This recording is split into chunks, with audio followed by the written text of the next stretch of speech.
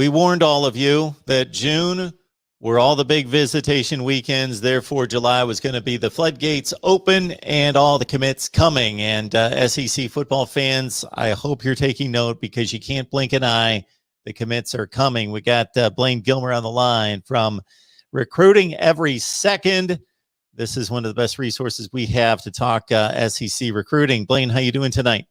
I'm doing great, Mark. I appreciate another opportunity to be on the show. Excited to talk SEC recruiting as always. Oh, man, we're going to put you to work here. No doubt. No doubt. There was a lot of commits coming down recently.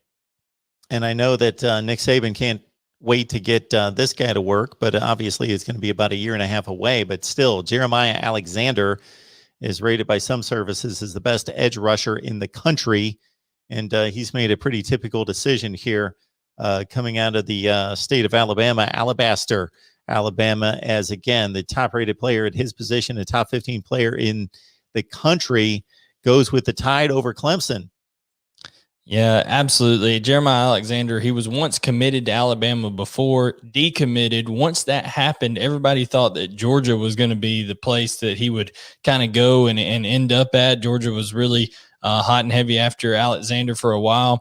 Clemson worked their way into kind of that number 2 spot, and then Jeremiah ends up back with the Crimson Tide at that, 6'2", 6'3", 235, 240 pounds, that prototypical edge rusher body frame, and he's just an absolute terror. Plays at Thompson High School, which if anybody knows Thompson High School in Alabama, they've just got another transfer in. It seems like they're accumulating talent at the same rate that IMG Academy does. So they're one of the top high school programs in the country, played in one of the most exciting state championship games you'll ever see last year in the state of Alabama. But he's got a winning pedigree there at Thompson, and he's looking to take that with him, of course, to the University of Alabama now. Got Blaine Gilmer on the line from Recruiting Every Second. You see his Twitter handle right there, so you better follow him on Twitter. That way you can track all the top recruiting news as Blaine tracks the SEC. All right, and it was something that in looking at some of Alexander's comments is that he never fell out of love with Alabama. He just wanted to go through the process, be able to visit these other campuses, go to Clemson, go to UCF, go to Georgia. And really said when it came down to it, Alabama just felt like home, and that he felt comfortable with every coach on the coaching staff. We've got Damario Tolen also made his decision known this week in the last 48 hours to LSU as a top 25 inside linebacker out of Florida that's going to the Bayou Bengals. Yeah, Damario Tolan's got that sturdy build, a guy who can even add a little bit more weight once he gets into a college program in terms of the strength and conditioning, nutrition program. But out of Orlando, Florida, Damario Tolen picks LSU over schools such as Clemson, Tennessee, Miami, and Florida State were in his top 5. This kind of came. It was in the air for a little bit, but it became more apparent over the last week. And Damario Tolen, that's a big pickup for LSU, who under Ed Orgeron once again is putting together a tremendous recruiting class despite having a down year at the year after their national championship and their magical run with Joe Burrow there. They're kind of catching some of that magic there that they seem to get when Florida threw the shoe down the field. They got the shoe magic there that they're running with now and trying to recruit off of. So we'll see how it closes out. But Damario Tolen is a big pickup for that LSU recruiting class. Yeah, Dan Mullen's thinking that he lost the magic when that shoe was tossed because he hasn't won a football game since, and he's lost a ton of recruiting battles since that happened. And his rival, Josh Heupel, picks one up in the SEC Eastern Division by way of the state of Alabama, Pinson, Alabama. Number 88 wide receiver, 21st rated player in the state of Alabama, according to the composite, Marquarious White.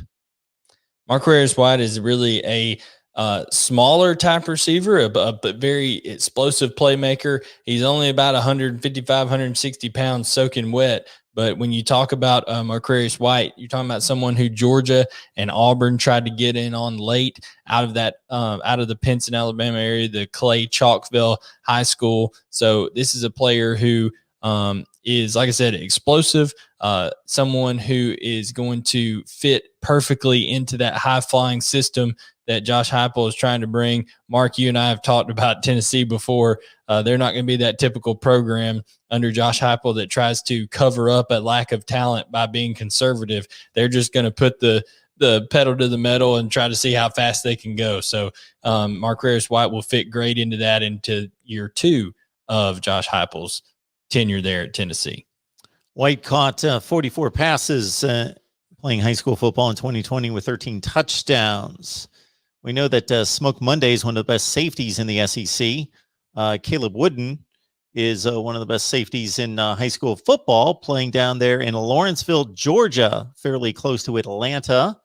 And we talked before we started to record here, Blaine, that the NFL prospects coming out of the Atlanta metro area has always been impressive, but is probably better than ever. Caleb Wooden, a safety, heading toward the Auburn Tigers. Yeah, one thing people should know, when you're playing at Archer, at Grayson, at Buford, some of these schools that you see around the Gwinnett County area in Georgia, that is 7A football in the state of Georgia, and it is as highly competitive as you'll find in the entire country. And, Caleb Wooden being a standout for Archer High School there, great pickup for Brian Harsin. He's looking to really model this team after his image, a tough team, both mentally, physically tough team, and Caleb Wooden embodies that as a safety. Really some much needed momentum for Auburn. They were stuck at 3 commits for a while, and now they've rattled off a few in the last couple of days. A kicker, they got Alex McPherson, brought Caleb Wooden on board like we're talking about now, and then they've even added a tight end in the last few days as well. So Auburn's starting to heat up a little bit on the recruiting trail.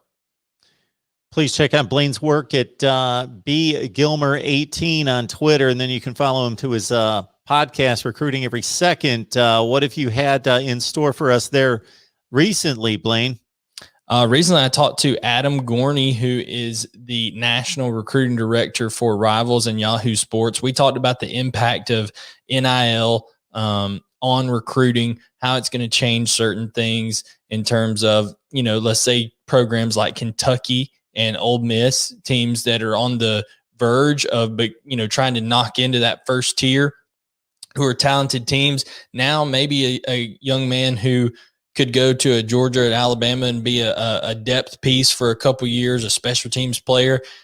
Now that maybe they say, well, if I go to Kentucky or Ole Miss and I start earlier, maybe I've got more chance to make more money over my college career, because a pro career is not guaranteed. So interesting viewpoints of NIL. And then, of course, we covered the recruitments we updated the recruitments of teams, players that are being battled over by SEC schools like Kamari Wilson, like Walter Nolan, like Tyler Booker, like Jaden Gibson. So there's a lot of stuff out there on our most recent episode. Yeah, I think it's conventional wisdom that instead of sitting in a room with 5 or 6 other 4- and 5-star wide receivers, for example, and waiting your turn, that you pretty much have to be on the field to demand an NIL type of contract with most people. Now, we've seen Miami, for example, was able to sign something here recently, just in the last couple of days, where every player on the team is going to gain a slice of the pie, regardless of your position. But basically, you got to be on the field to perform, to be able to demand any kind of share, you would think, from most companies. So why not go somewhere? You're still playing big time football. You're still on national TV just about every week. And you can go there, you can start right away, and you can be eligible to cash in on some of those dollars. Tyrus, Washington, the latest go to the state of Georgia in regards to Sam Pittman actually going to the state of Georgia, former offensive line coach who values those tight ends as well. Tyrus Washington committing to Arkansas.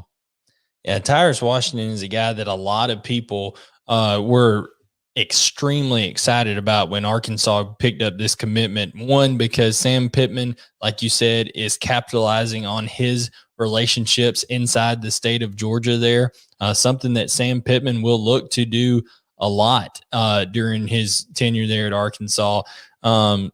Tyrus Washington was a guy who was being recruited very hard by UCF as well, which I don't think a lot of people are giving Gus Malzahn the credit for the job he's doing so far there. People got to realize, on a side note, that Gus Malzahn had the hardest job in all of America because he had to face LSU, Georgia, and Alabama year in and year out, and no other coach had to deal with that. So Gus Malzahn even beat Nick Saban more times than most people do during his tenure at Auburn. So he's going to do a great job there. But for Sam Pittman and company to beat out a school like UCF and a good recruiter like Gus Malzahn to bring a guy from South Georgia into their program, that's a big win for Arkansas. Two interesting points that you make there, Blaine. Number one is that because of the division he played in, Gus Malzahn had to face all those powers that you just talked about. Because of the matchup rivalry with the other division, the SEC East, and the matchup with Georgia every year, he got that added onto the schedule every year, while everybody in the SEC got to rotate against Georgia every 6 years. And then on top of that, he's in the state of Alabama and facing the gold standard of college football in the same state. So that is a number of barriers that nobody else in college football had to face, with the expectations that you're going to go to and compete for SEC championships, and a program that has produced two teams that have played in the national championship game twice in the last 10 or 11 years. So interesting there. And then on top of that, what you mentioned about UCF showing up, as I've gone through player after player after player after player and seen the visits and the interest, I've seen UCF pop up unlike at any other time. They may not win many of these battles, but to see them actually in play as the final 3 and 4 schools for a lot of these caliber players that are eligible to pick an SEC school is pretty impressive from Gus Malzahn. Well, in Gus Malzahn, one thing, Malachi Singleton, who is a player, you talk about SEC recruiting. Auburn is after Malachi Singleton. Georgia's after Malachi Singleton, a quarterback in the class of 2023. In fact, if you exclude Arch Manning from the equation, Malachi Singleton may end up being the quarterback that Georgia wants the most in that class of 2023. But Malachi Singleton also made a visit down to UCF, and his mother was on record saying Gus Malzahn is going to run UCF like an SEC program. That someone who has played in a national championship game as a, at it during his time at Auburn, who has knows what it takes to beat Nick Saban at his time at Auburn, has been on the precipice of being in a playoff if they had beaten Georgia in that SEC championship game a couple years ago. He can really sell kids on that, and also sell people on the fact that UCF is uniquely qualified to be able to take advantage of this name, image, and likeness, their proximity to Disney World, things like that. I mean, there's a lot of partnerships, NASA even. I mean, there's all kinds of stuff that's going on there. So Gus Malzahn is in a great spot down there at UCF. And people might also be surprised that UCF has one of the largest alumni bases in America. They've got a huge school. Just because the football program's playing at a lower level in the group of 5, the actual alumni base is enormous.